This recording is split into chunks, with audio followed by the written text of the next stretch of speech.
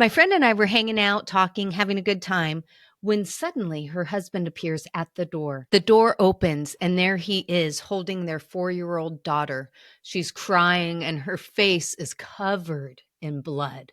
The other kids are standing quietly behind him, and they all come inside. And the first thing out of her mouth was, "Oh, I'll tell you that in a second." But it was surprising.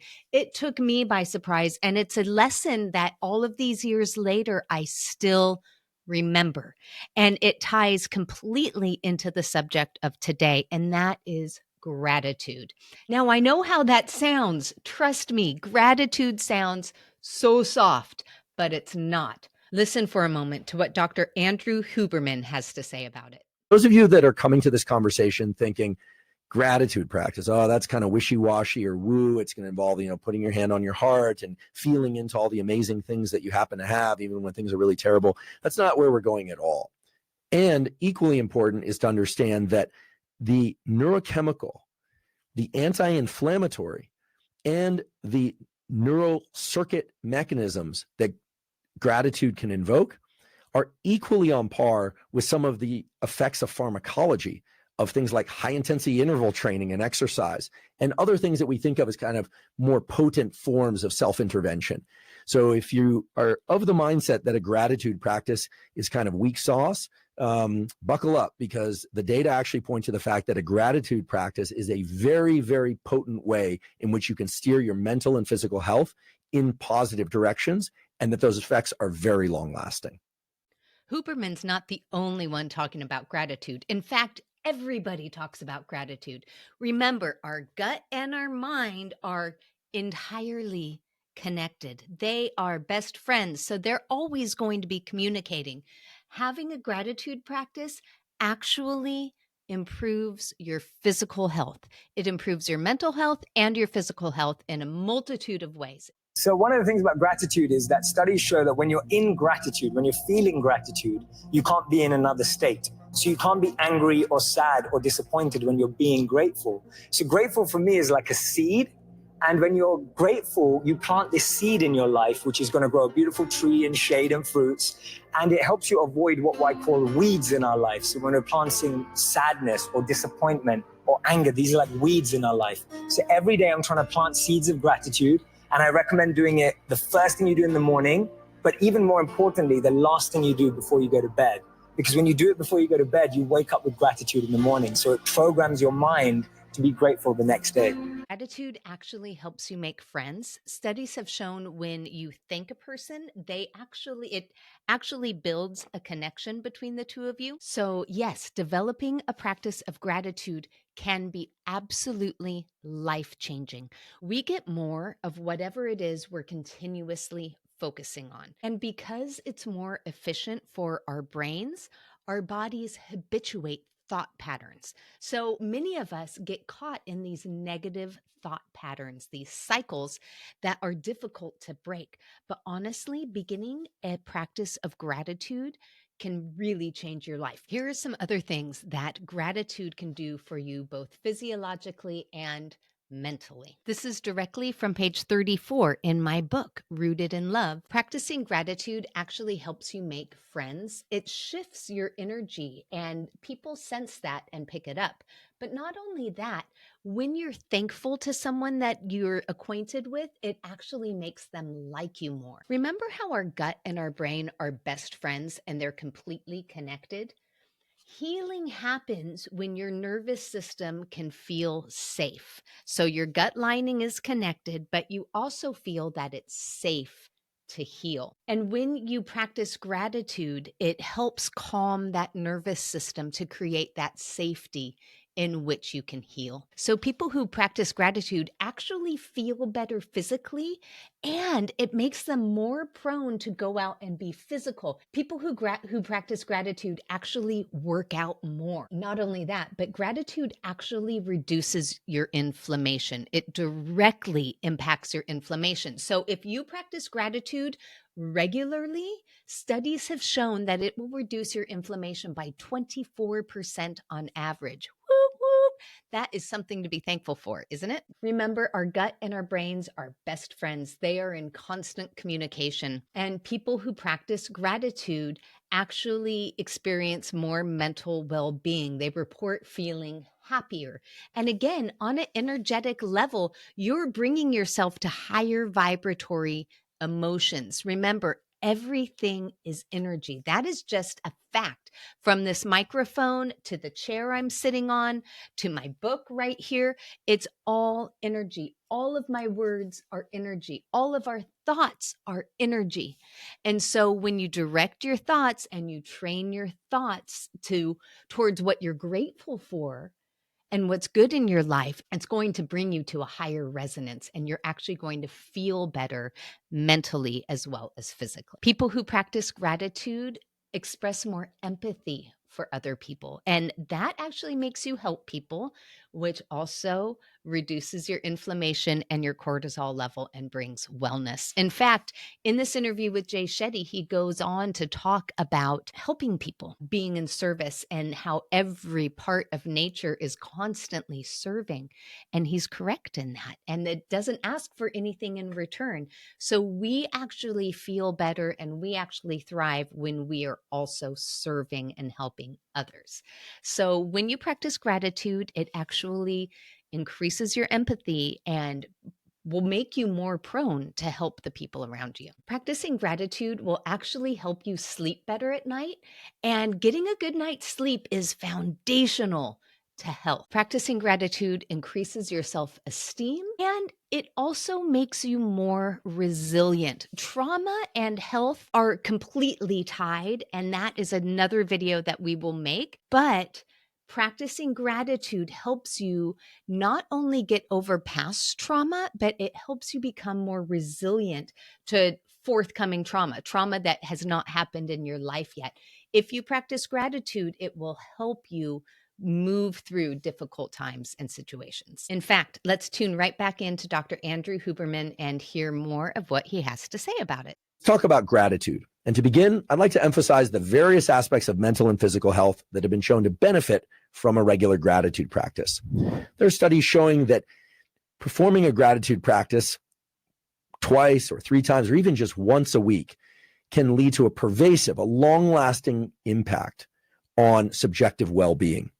People report feeling happier, more meaning, joy, even awe for their life experience, simply in response to adding a gratitude practice.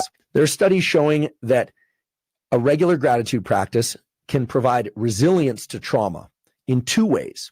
It can provide a reframing and resilience to prior traumatic experiences, so buffering people against the negative physiological effects and psychological effects of earlier trauma, but also inoculating them in many ways to any traumas that might arrive later in life. So that's a powerful thing.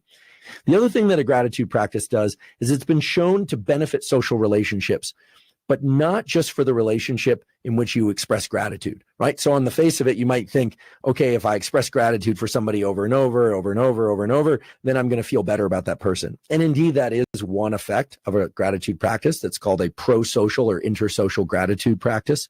But there are now several studies, recent studies in good journals, pointing to the fact that a regular gratitude practice can also enhance one's social relationships across the board, in the workplace, at school, with family, in romantic relationships, and even one's relationship to themselves, which is really what the subjective feelings of well-being are.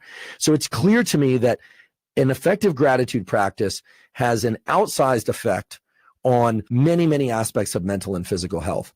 Okay, well, back to my friend. When that door opened up and her husband was carrying her bloodied 4-year-old, my friend said, "Praise you, Jesus." What? Thank you, Jesus? Well, the Bible does tell us to be thankful in all situations. Interesting that that correlates so perfectly with what science has shown about gratitude and thankfulness and the energy that comes, the vibratory energy that goes higher and higher and higher when we are in a state of gratitude, of awe, of appreciation. Bible's not the only one, is it? If you are watching this video and you don't even know the Bible, that to me is not the point. The point is your faith probably also tells you to be thankful and to be in gratitude of all things. It actually changes the structure of the cell. There's a reason that we're told to bless our food and to be in a state of thankfulness. And I know that the Christian faith is not the only one. And science also backs that up. And if you're just looking at energy, that also supports it. And so it's abundantly clear that we need to be in a place of practicing gratitude and thankfulness. Now, that can be a lot easier said than done. When my friend said, "Praise you, Jesus," she was setting the stage for healing for her daughter and for forgiveness for her daughter. She was swinging and fell face forward off of the swing and face planted into the dirt, which is why she was so bloodied up.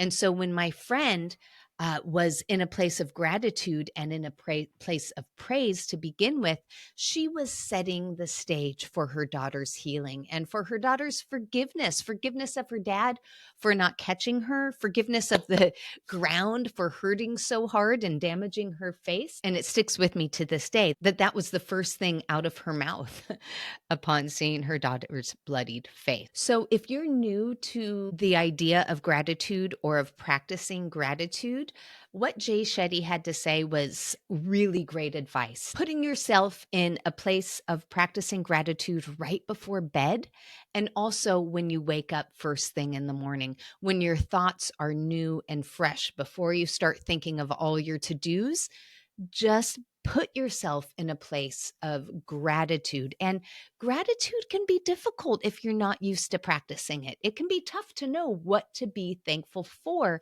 if you're someone who is not often in a place of gratitude. So it could be really simple. It could be the pillow under your head. You could be thankful for the air in your lungs. You can be thankful for people in your lives. You could be thankful for ideas. You can be thankful for concepts. You can be thankful for things that happen in the future. You could be thankful for things that have happened in the past. It does not have to be complex. It can be very simple. And so as you're stepping into a practice of gratitude, let's consider a few things. Trees that can flood their leaves with chemicals when insects raid. Acacia trees do this when giraffes begin to nibble. They send out a signal and it makes their leaves bitter, and the giraffes stop eating them. Consider that being in nature or viewing scenes of nature reduce anger, fear, anxiety, and stress. It increases pleasant feelings and not only makes you feel better emotionally, but it contributes to your physical well-being as well. That is something to be thankful for. It reduces your blood pressure, your heart rate, your muscle tension, your inflammation. Wow. And the production of your stress hormones are reduced as well. Grounding in nature reduces chronic pain.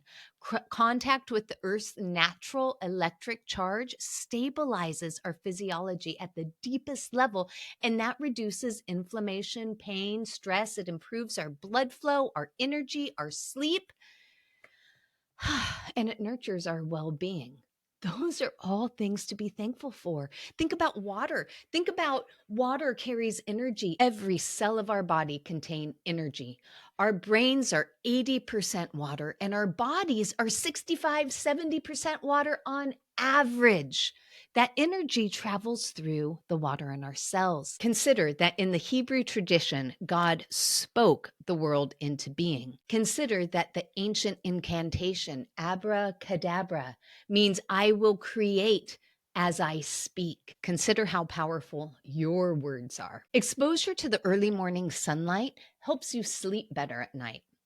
And the screens from our devices radiate blue light that mimics 10 o'clock in the morning. Our hormones respond to that by ramping us up for a full day of action, which is why screen time before bed disrupts our sleep. But what I'm trying to tell you is we are freaking amazing. This life is incredible. We are incredible beings, and that is something to be thankful for.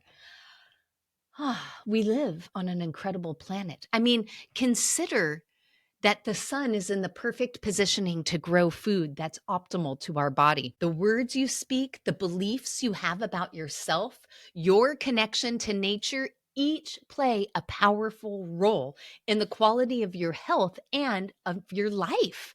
In fact, it's when we separate ourselves from what is natural that we become sick in our body, our mind, and our spirit. We have so much to be thankful for, and beginning the practice of gratitude will make an impact in your life. Whew, I get worked up. I can't help it. It's very powerful. And it's something that we just dismiss. Oh, gratitude, poo poo, that's soft. No, it's not. It's actually a practice of achievers. It's a practice that people who are successful in their physical health and in their mental health and in their finances and in their relationships, people who are top achievers practice gratitude. Okay, well, I guess this is a good opportunity to share with you my journal, Rooted in Love, that has a ton of gut health information at the beginning of it, but then it goes into being a journal with space for gratitude and for questions. I'm going to give you an exercise straight out of my journal. The exercise is write a handwritten letter to a person you are particularly grateful to have in your life. Be detailed. Express all the wondrous qualities about this person and how they personally have affected your life for the better. Next, write them an email or a letter. Use these guidelines to write an effective and grateful letter. Write as though you're addressing them in person, directly. Don't worry about getting your grammar or spelling perfect. Describe what this person has done that makes you grateful for them and how they've impacted your life. Describe what you are doing in life now and how frequently you remember their act of kindness. So, my friend who expressed praise upon seeing her daughter's bloody face, she's someone that I've already direct messaged and let her know that that is something that I think about. It impacts me. When things are challenging or difficult, I think about that story and how she was setting the groundwork for healing and forgiveness for her daughter. All right, you guys, if you haven't yet, please subscribe. It'll help get this channel spread. And as always, please give me a thumbs up and make it a great day. Bye.